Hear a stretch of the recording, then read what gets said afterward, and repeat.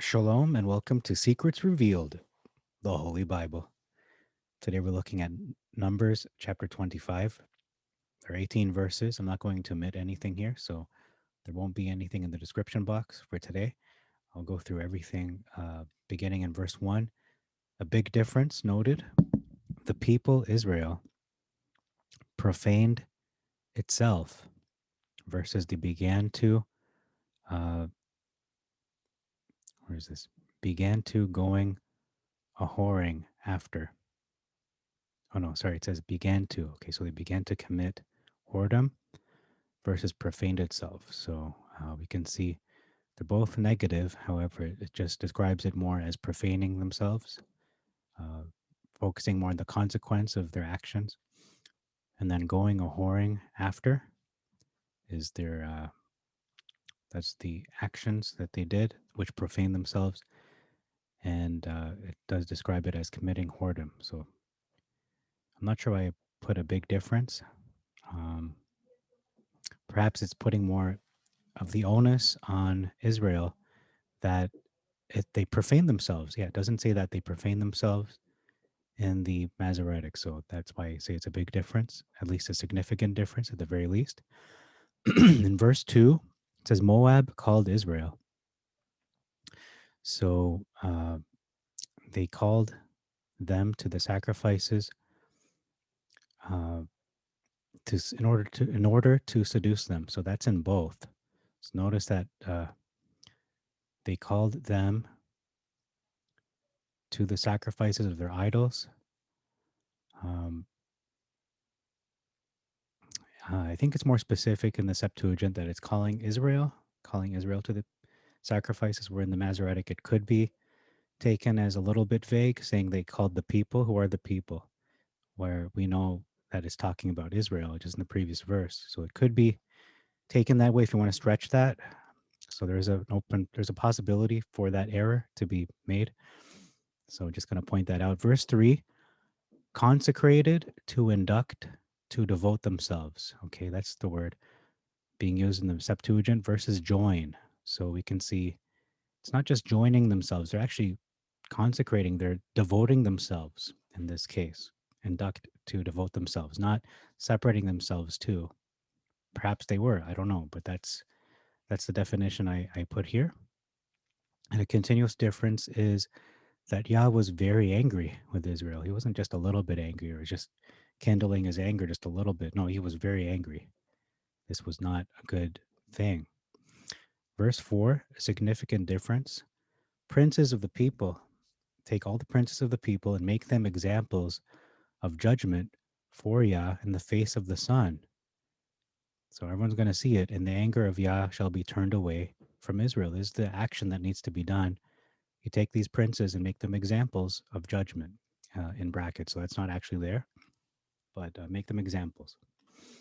Versus heads of the people. What are heads of people? Well, princes could makes more sense, and hang them up before Yah against the sun. So you're executing them, which is somewhat implied by making them examples of judgment against the sun, that the fierce anger of Yah may be turned away from Israel. So it's saying pretty much the same thing, I would say, just a little more specific in terms of their princes, and make them examples uh, a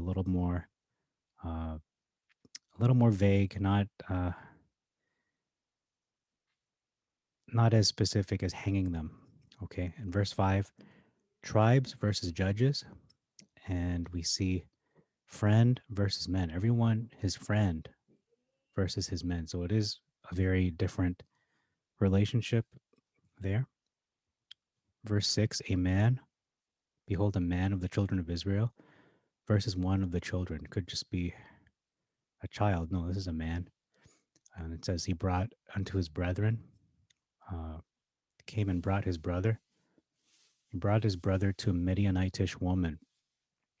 Uh, so he did bring his brother to this Midianitish woman, versus he brought to his brethren a woman. So he brought it's not that he brought a bunch of men to one woman, like they're having a multiple partners to one woman. No, it's one guy, one man to one woman. So it's more. It makes more sense in the Septuagint. And then it says here before Moses and before all the congregation. So it's saying before versus in the sight of. So in front of their face, it is a public display. This is like a public display of affection. People can see it, they notice it. It is in full view. It's not that they were just able to see it or that they could not see it. Uh, Everyone could see it. It was public. It was a public disgrace. Verse 8, chamber versus tent. And he may be a rich, wealthy person. So it's a chamber. It could be an upgrade from just a little tent or whatever they were using at that time. Could be like a yurt, but this is a chamber. Uh, he is a he is a person of wealth. Verse 11, we have a big difference here. It says, when I was exceedingly jealous among them, this is Yah speaking here, verses, while he was zealous for my sake among them. So one is talking about Yah is describing himself, that he was jealous among them, versus the Masoretics focusing more on this man, that he was zealous. Phinehas is the man, zealous for his sake. Verse 14, Solomon versus Salu. And then verse 15, a big difference. We see a prince. Casby was the name of the woman, the name of the Midianitish woman, a prince of the nation of Amath. That's the the father of the woman. It is a chief house among the people of Midian, a prince over the nation of Amath. Okay, so it's more specific here, talking about he's not just a head over people, but then it actually names the people being ruled, being Amath. Verse 16 on a mission, speak to the children of Israel, saying. So it's not just Yah speaking to Moses. No, he's telling him to relay this message to the children of Israel. Verse 17 says, a plague the Midianites as enemies and smite them. So that's the instruction here. Versus vex the Midianites. So just, annoy them, bother them. No, plague them. Whether that's, I don't know how they're going to plague them. I'm not sure if that's an idiom. How do you plague someone if you don't have bio warfare back then? You would have to be like a plague to them and just kill them with your own hands. So they're being instructed to murder. This is divine instruction. It's not just them wanting to do it and being bloodthirsty. Verse 18, they are enemies to you. This is the reason why you're killing them. For they are enemies to you by the treachery wherein they ensnare you through Peor and through Casbi, their sister. So they were a snare. Notice that this crime that they perpetrated against Israel, it's not one of violence. That's pretty noteworthy. They didn't do something that they came over and murdered the children or anything like that. It's more that there wasn't blood being shed. It was sexual sin, and this is still judged as being worthy of death. That's the penalty. These people have to die because they snared you, they trapped you through this sin of Peor. Versus they vex you with their wiles. Okay, so they tricked you with their uh, their intelligence, their wiliness, wherewith they have beguiled you. They've tricked you in the matter of Peor. So no, they weren't just tricked; they were actually trapped. In a way, they were tricked, but they were more trapped by this treachery. They used women against the men, and they used them as sexual weapons. They weaponized their sexuality. Verse 1 to 3 expands on the specifics of what that entails. So let's read that before we close. Verses 1 to 3 says here, Israel sojourned in Satin or Shittim in the Masoretic, and the people profaned itself by going a whoring after the daughters of Moab. So they were having sexual relations with the daughters of Moab. They called them to the sacrifices of their idols. So the daughters of Moab not only did they have fornicate with the men of Israel, they also told them, come and sacrifice to our idols. That's part of the deal. It's not just you have sex and go away. You have to do this. And the people ate of their sacrifices and they worshiped their idols. So they fell for the bait.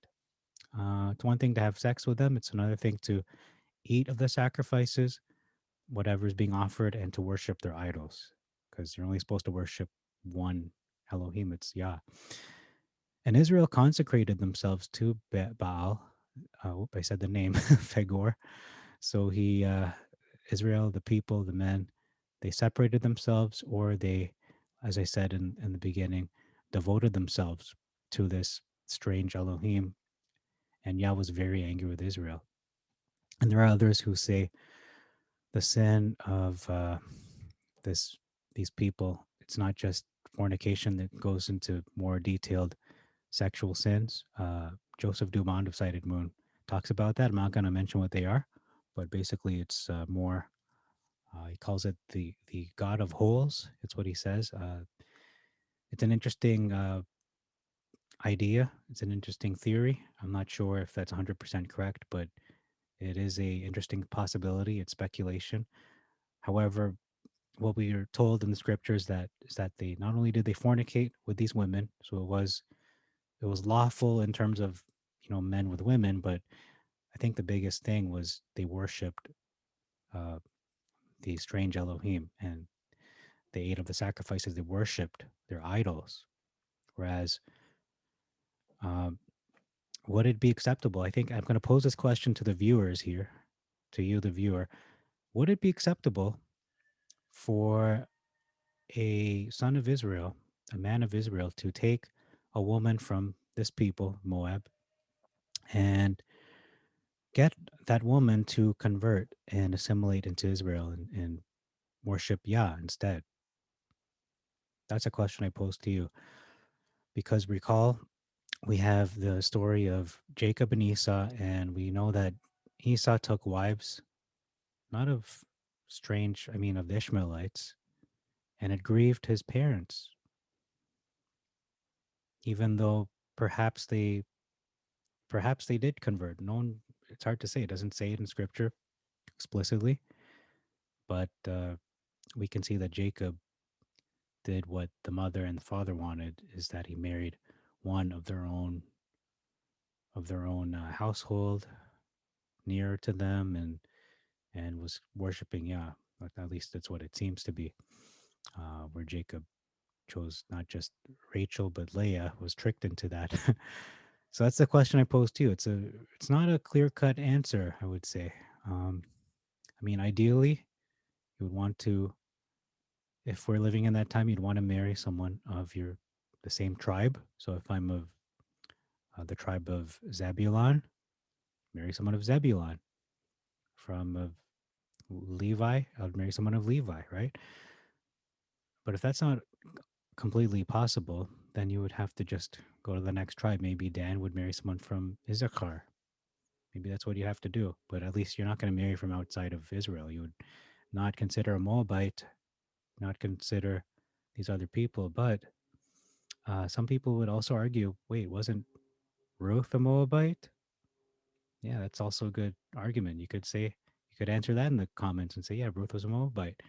And it wasn't that Yah is discriminating people from whatever culture they come from. He discriminates the heart. He looks at what's in their heart, what they do, what's in their actions, who they're going to be, not who they were born, what people they're born into, or what culture they're born into, because people can always change. And we see that right now. We have many Gentiles. Mostly the Gentiles believe in the Messiah, Yeshua. Isn't that funny that how that worked out? He came from Israel. He was of the tribe of Yehuda, but his own people, at least the majority of them, rejected him outright. But more people are waking up to this day all over across the board from Israel, from Ishmael, and they're having dreams and visions of the true Messiah, and he's revealing himself to them. Beautiful. I mean, I've never had a dream like that he's revealing him to me because I guess I was born a Catholic and that was my gateway into to where I am now. Just simply believing the Bible, the word of Yah, as the absolute truth. And specifically now, the Septuagint taking primacy, being the authoritative voice of Scripture. So thank you very much for your time. That's all I have to present to you for today. This is Numbers chapter 25. And until next time, may Yah bless you and make your way prosperous. You've been watching Secrets Revealed, the Holy Bible. Shalom and peace be unto you.